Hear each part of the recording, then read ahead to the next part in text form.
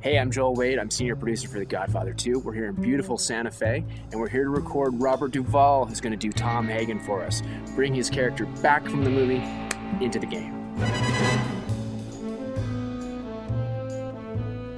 Stand by 1 second. I know. It's been very helpful. You have influence, Dominic. Use it. Remember, it's never personal. It's only business. To play Tom Hagen as an actor, you're right on the edge. You're not quite accepted. You know, it's like an adopted son in the family, and so it was like I felt that way as an actor and as a character both. You know, you're a little bit on the outside, but you're accepted on the inside as long as you watch your place and watch your back too. So how did you prepare for your role in The Godfather and The Godfather II? To prepare for my role, I didn't do a lot. I mean, I followed my instincts. The script was good. We rehearsed. And my friend Louis Cosentino, who's no longer with us, told me about a guy that was like a gopher for Tremonti up in the East Harlem, you know, and how he would be his gopher, how he would light his cigarette, how he would wait on him. It was like a Secret Service guy, so to speak. And that story helped me, just that one little story about like a high-level gopher. That's what it was. Seems like a subservient thing, but it's not to be demeaned. You've won. You have to wipe everyone out. So tell us about being a Don and what you think it takes to make a great Don. You got to have a lot of balls, and you got to have a lot, I guess, you know, you got to really watch your back. You don't know who's going to really go against you.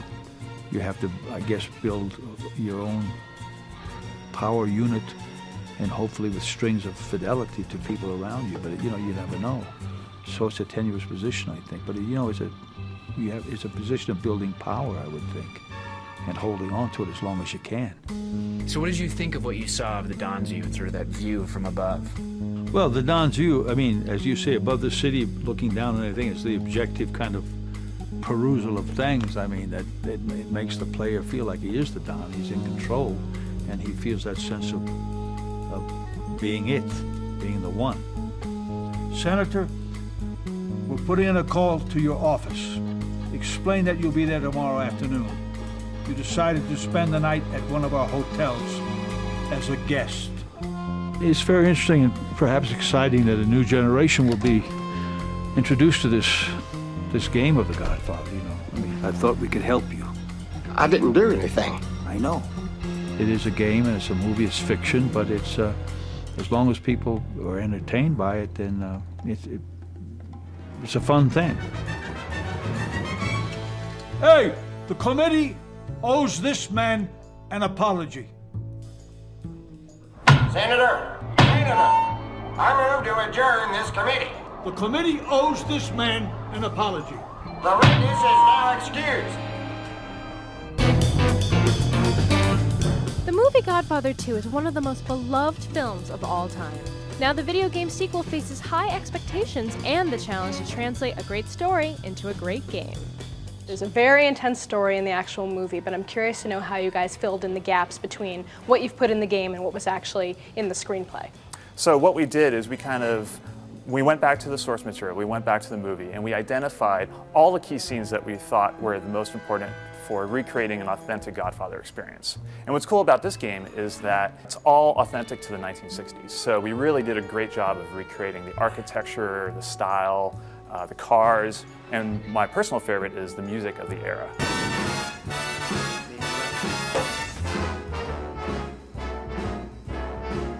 Like the fella once said, ain't that a kick in the head?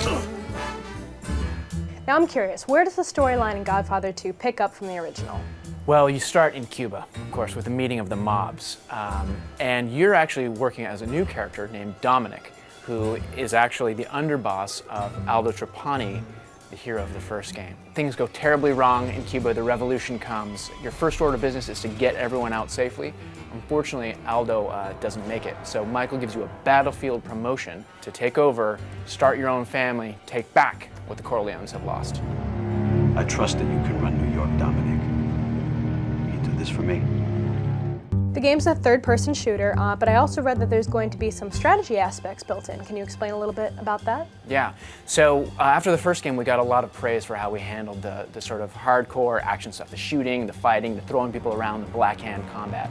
But what we didn't feel like we pulled off well was that sense of being the Don.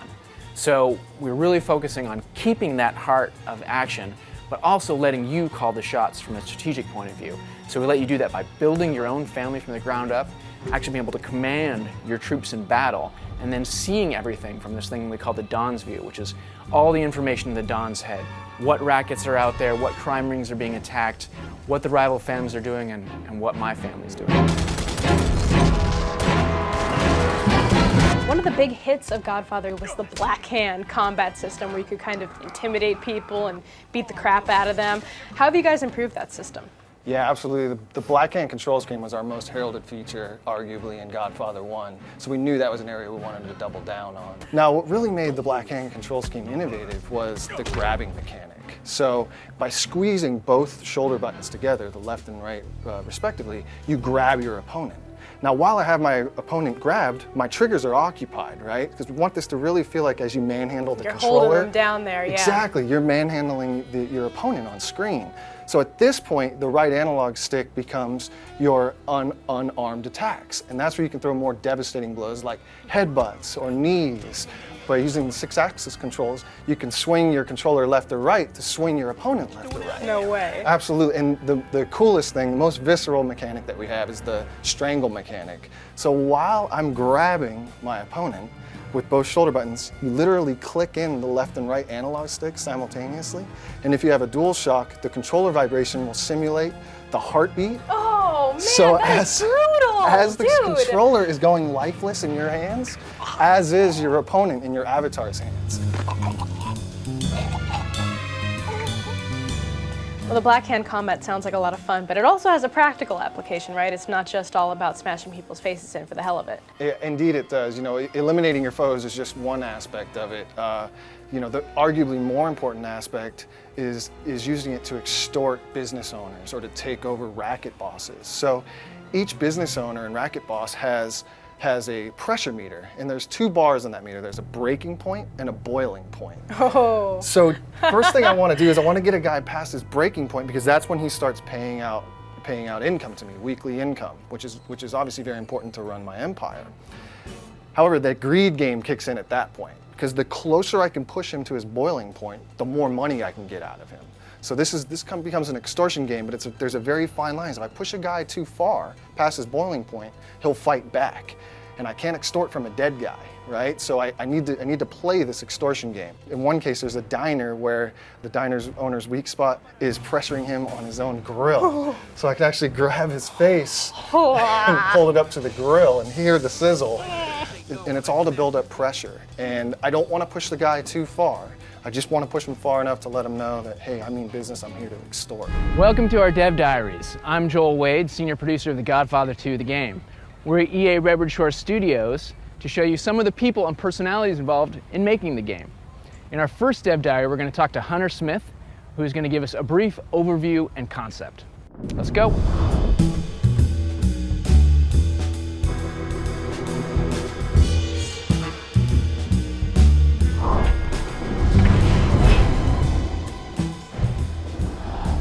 So when we finished Godfather I, we spent a lot of time thinking about what do we do well, what do we need to improve. We did a lot of research, talked to a lot of customers, read all the reviews, read all the blogs, really tried to understand what about this property is going to make a difference.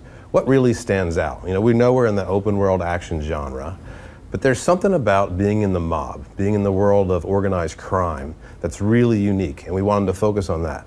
We looked at those films and we sat and we thought about, man, there's this 3-hour film, and in that time there's about 10 minutes of action and a lot of chin scratching, a lot of thinking about how does this family work against that other family? How does this competition set up? And we thought about how do we bring that into a game?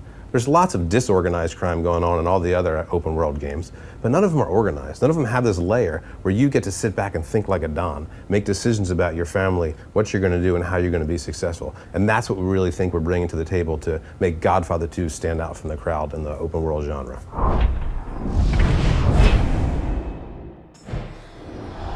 So when we thought about this Don experience and how we're going to bring these strategic elements to the game, the best thing to do was to make a card game.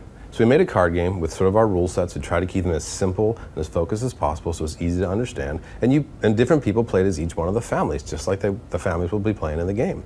And the designer's job was to sit there and sort of predict what people were going to do, but also watch people, see how they reacted, because they don't necessarily make logical decisions. If they're going down the path trying to take up this racket to own this organized crime ring, and you take it away from them, they act emotionally. And we wanted to figure out how those emotional actions we can program them into our AI, so they felt as real as possible when you were playing the game.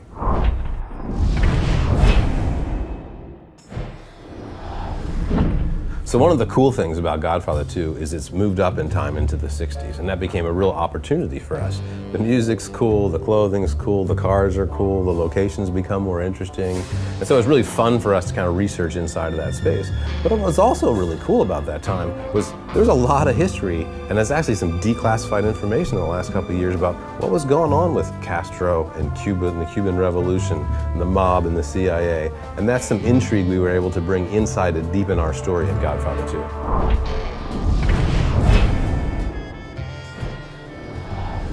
So when we pull all these pieces together, the thing that really drives us and drives players into a game is, what's the fantasy I'm after? We're in the world of organized crime. We got a great action experience with our Blackhand, and we really doubled down on that. But the next layer we brought was really to be the Don, to think intelligently, to make choices about your family, to send your crew in different directions, to have the whole Don view experience we're bringing to the game. The way we summarize all that up, if you want to be successful in Godfather II, you got to act like a mobster, but you got to think like a Don.